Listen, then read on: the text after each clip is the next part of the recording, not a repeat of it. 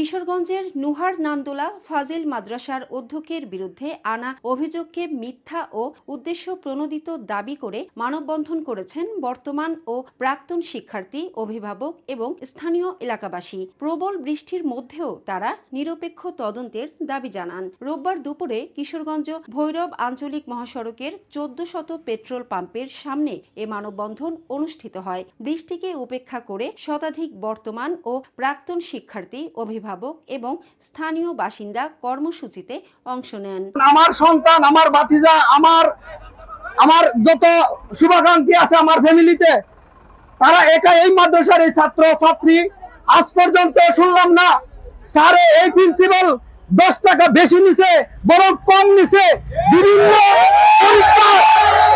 বিভিন্ন পরীক্ষায় স্যারকে রিকোয়েস্ট করে কম দিছি, বেশি নেয় নাই আমাদের কাছ থেকে।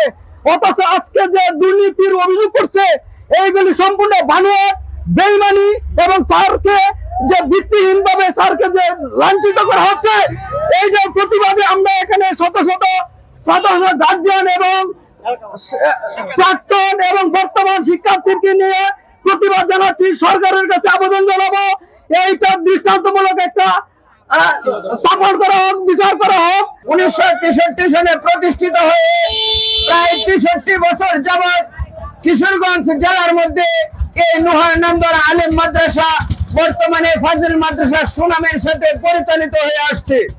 সম্মানিত প্রিন্সিপাল আব্দুল সালাম আকন্দ সাহেবের বিরুদ্ধে যে মিথ্যা, বানোয়াট এবং ভিত্তিহীন অভিযোগগুলো আনা হয়েছে, এর তীব্র নিন্দা এবং প্রতিবাদ জ্ঞাপন করছি। সত্যের বিজয় অবশ্যম্ভাবী। আমরা 3 ভাই 1 বোন এই নুহার নান্দোলা ফাজিল মাদ্রাসা থেকে। আমি 2001 সালে আলিম পরীক্ষা দিয়ে বের হয়েছি। আমার বোন এখান থেকে আলিম পরীক্ষা দিয়ে বের হয়েছে।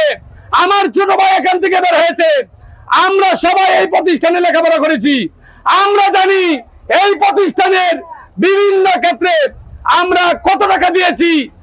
1 টাকা তো বেশি দেই নাই, বরঞ্চ অনেক সময় টাকা ছাড়াই হুজুর আমাদের পরীক্ষার ব্যবস্থা করে দিয়েছেন।